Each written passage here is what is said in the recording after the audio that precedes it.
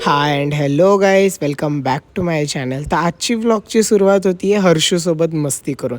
त्याच्यानंतर रात्रीचा वेळ झालेला म्हणून जेवणाला होतं टमॅटोची भाजी, चपाती, मिरची आणि समर स्पेशल आंबा तर राहणारच. मग जेव्हा मी जेवत होतो तेव्हा हर्षू पण माझ्या मागं आली, कारण की माझ्या प्लेटमध्ये भरपूर आंबे होते म्हणून.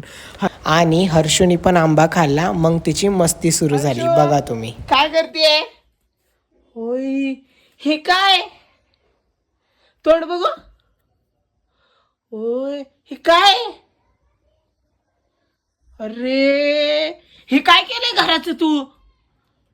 अरे बाप रे, शांत बसता येत नाही का तुला. हा, आणि ते म्हणतात ना की लहान्याने जर काही केलं तर मोठ्याने त्याला सावरायचं असतं. मग मी तेच करत होतं आणि हर्षू मागून येऊन शहाणपणा करायचा. बघ बघ दादा तिथं राहिलंय ते पुस. मग दुसऱ्या दिवशी आमच्या समोरच्या आजी आमच्या घरी आज चहा प्यायला आल्या, कारण की त्या खूप दिवसानंतर आलेल्या. तुम्ही तर बघू शकता जेजुरीत खूप पाऊस चालू आहे. खरं इथं तर इतकी थंडी आहे ना की रात्री झोपताना पण फॅन बंद करून झोपावं लागतं. आणि असल्या पावसामध्ये तर कपडे वाळतच नाही. मग आम्ही बेडरूममध्ये एक दोरी बांधली आणि त्या दोरीवर बघा जिथं बघावं तिथं हर्षूचे कपडेच आहेत. हे सगळे हर्षूचे कपडे आहेत. गेले 4-5 दिवस झाले पप्पा गावाकडे गेलते, कारण की माझ्या ॲडमिशनसाठी काही डॉक्युमेंट्स गावाकडे होते म्हणून ते आणण्यासाठी. हर्षू तर खूपच हॅप्पी झाली. बघा तुम्ही.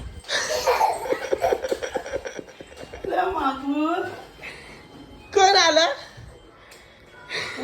बाबा.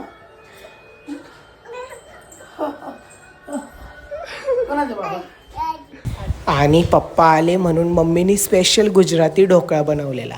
मग मम्मीनी बेसन पीठ म्हणजे ढोकळ्याला लागणाऱ्या सगळ्या गोष्टी घेऊन ढोकळ्याचं बॅटर तयार केलं आणि ढोकळ्याच्या भांड्यात ठेवलं. मग ढोकळ्याला थोडा वेळ बेक होण्यासाठी टाईम दिला. खरं सांगू ना, ढोकळा तर एक नंबर झालेला, एकदम टेस्टी. आणि कधी येत आहे मग मंडळी ढोकळा खायला. त्याच्यानंतर मम्मीने ठेसा बनवला. ठेसा तर खूपच तिखट होता, कानातून डायरेक्ट आवाज निघत होती. जर व्हिडिओ आवडला असेल तर लाईक, शेअर आणि सबस्क्राईब करायला विसरू नका. Bye bye.